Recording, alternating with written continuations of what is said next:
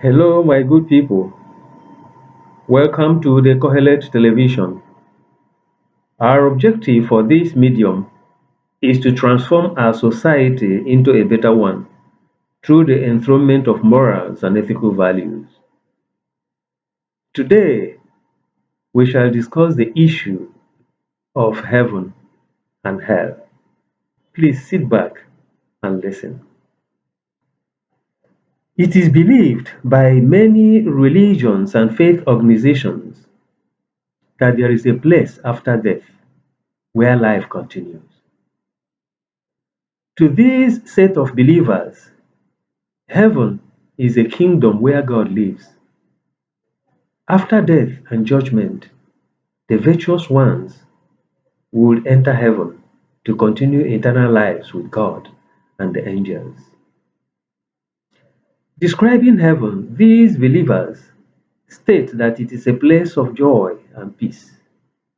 There is no suffering and death in heaven. The entrance will just be singing and praising God.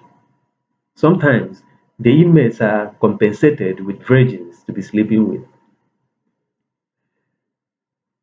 So these believers, while on earth, prepare themselves through virtuous and holy lives so that they can inherit this kingdom after death. It is also believed that people would assume same bodies, names, races that they lived with while alive and would be able to recognize each other while in heaven. On the other hand, these same believers assume that sinners will go to hell after death, where they will be born to by perpetual unquenchable fire. The hell, according to them, is where Satan and his own angels live to inflict all kinds of hardship and pains on those adjudged imperfect and sinful during their lives. Despite these beliefs, there has not been any practical testimony of anybody who had experienced either heaven or hell, except some religious oral tradition passed from generation to generation. According to certain religious beliefs, God's presence in a human being is in the soul. Perhaps this is why the soul is said to be pure and immortal. The human being is also said to be a component of body and the soul. In this case, the body comprises the physical and the spiritual categories. There is also the belief that there is life after life. In the second life, the righteous will go to heaven, while the sinner will go to hell. It is believed in these quarters that heaven and hell do not have physical features, but are in a state. This means that the state of being in the presence of God is heaven, while the state of the absence of God is hell. The presence of God is peace, love, and all goodness, while his absence shows lack of these. Such physical attributes as fire, pain, sorrow, lack, attributed to hell, and knowledge of kingdom, peace, wealth, abundance are attributed to heaven. And they are symbols to hit home the message that is being preached. There may neither be a kingdom in the real sense nor physical fire to burn people.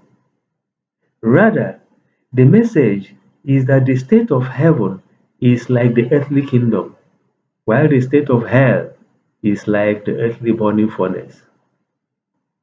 If these states are not physical as imagined, then one may not require physical bodies to attend them or experience them. There are certain beliefs that heaven is up above the sky, while hell is below the earth. If this makes sense, it will help in our analysis. In death, the body is separated from the soul. It should be understood that the soul and the body have different functions. While the body relates with the world, the soul relates with God. However, their functions are interwoven. It should also be understood that the soul is eternal and immortal. The product of the soul can live forever, while the body is temporary and in transit. Accordingly, in death, the body decays and turns to earth, or what is believed to be hell or Hades. There is no presence of God here anymore. The products of the soul are left in the world to assist in changing the people and the world, as we experience in knowledge, we experience in virtues, science and discoveries, history, language, arts, culture, and literature.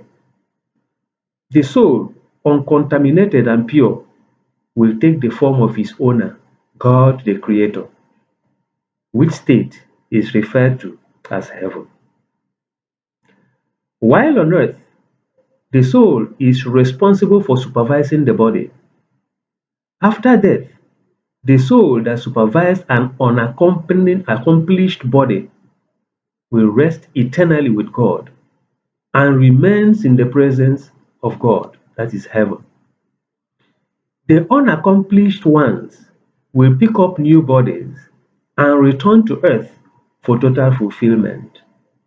That is why certain beliefs are in reincarnation. Some believe in reincarnation. This is the reason why they do so.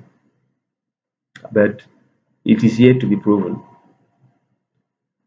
The transit situation is what is referred to in some religious circles as purgatory. In this case, the unaccomplished body is confined to the earth, that is hell, eternally with no second option as the soul. Listen attentively to this. This is because the body does not face judgment, but only the soul.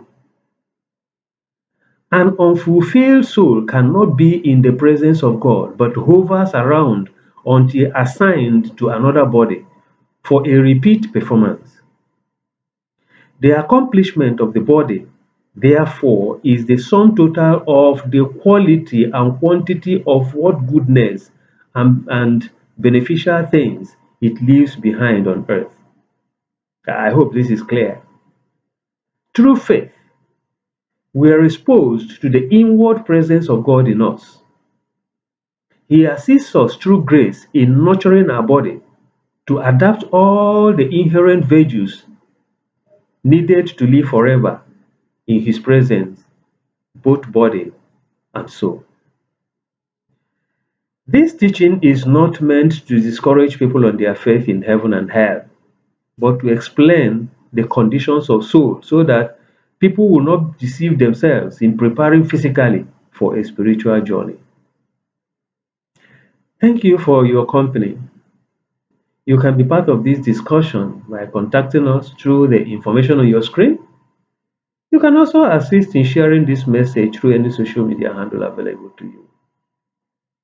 God bless you and do have a wonderful day.